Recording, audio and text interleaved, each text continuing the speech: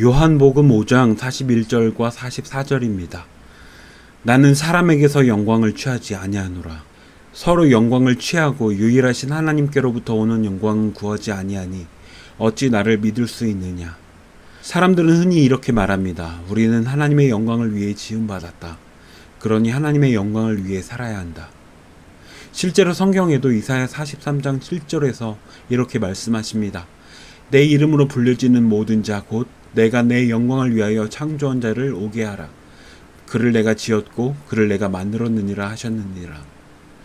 분명 하나님은 자신의 영광을 위해 사람을 지으셨습니다. 그런데 문제는 그렇게 지음을 받은 이스라엘이 광야에서 진멸을 당했다는 것입니다. 많은 교인들이 내가 하나님의 영광을 위해 지음받았고 하나님의 영광을 위해 살고 있으니 나는 천국이 보장되어 있고 심판도 받지 않을 것이라 생각합니다. 이것이 유대교입니다. 그러나 하나님의 영광을 위하여 이스라엘은 심판을 받았습니다. 하나님의 영광을 위해 지음받았다고 해서 결코 심판을 면하는 것이 아니라는 것입니다. 신약으로 넘어오면 예수님께서 충격적인 말씀을 하십니다. 요한복음 5장 41절입니다. 나는 사람에게서 영광을 취하지 아니하노라. 사람들은 하나님의 영광을 위해 산다고 말하지만 정작 예수님은 사람에게서 영광을 받지 않으신다는 것입니다. 그리고 44절에서 이렇게 말씀하십니다. 서로 영광을 취하고 유일하신 하나님께로부터 오는 영광은 구하지 아니하니 어찌 나를 믿을 수 있느냐. 하나님의 영광을 위하여 말씀에 기록된 모든 것을 순종하면서 살아도 그 삶에 예수 그리스도와 십자가가 드러나지 않는다면 유일하신 하나님께로부터 오는 영광을 구하는 것이 아니라 자기 영광을 구하는 것이라는 사실입니다. 이것은 예수님의 말씀입니다. 왜냐하면 하늘의 뜻이 온전히 이루어진 자리가 바로 십자가이기 때문입니다. 예수님은 십자가를 앞에 두고 인자가 영광을 얻을 때가 온다고 말씀하십니다. 요한복음 12장 23절과 24절입니다. 예수께서 대답하여 이르시되 인자가 영광을 얻을 때가 왔도다.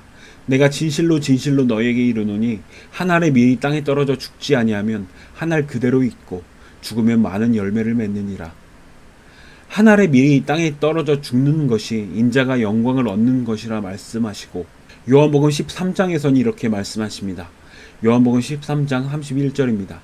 그가 나간 후에 예수께서 이르시되 이제 인자가 영광을 받았고 하나님도 인자로 말미암아 영광을 받으셨도다. 가룟 유다가 예수님을 배신하고 종의 몸값으로 팔리시는 것이 바로 주님이 영광을 얻으시고 하나님도 인자로 말미암아 영광을 받으시는 현장이라는 것입니다. 그래서 예수 그리스도의 십자가를 빼고 하나님의 영광을 말하는 순간 모든 사람은 자기 영광을 추구하는 자리에 서게 되는 것입니다.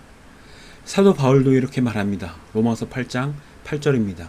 육신에 있는 자들은 하나님을 기쁘시게 할 수 없느니라.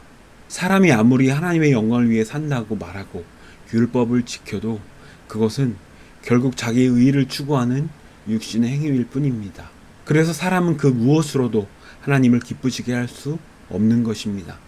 실제로 예수님을 십자가에 못 박은 자들이 누구입니까? 바로 하나님의 영광을 위해 살아가는 이스라엘 백성들이었습니다. 사도 바울이 처음에 예수를 핍박했던 이유도 무엇입니까? 하나님의 영광을 위해서였습니다. 그런데 진짜 하나님의 영광은 하나님의 영광을 위해 살아간다고 말하는 자들에 의해 진짜 하나님의 아들이 죽임당한 현장에서 나타났습니다. 예수 그리스도의 십자가입니다. 하나님께 영광이 되는 것은 오직 십자가뿐입니다. 그리고 그 십자가의 죽음에 합류한 자, 날마다 예수와 함께 그 죽음에 넘겨짐을 당하고 날마다 죽는 자만이 그 영광에 참여합니다. 우리가 하나님께 드릴 수 있는 영광은 오직 한 가지, 유일하신 하나님께로부터 오는 영광인 그리스도의 십자가만을 증거하는 것입니다.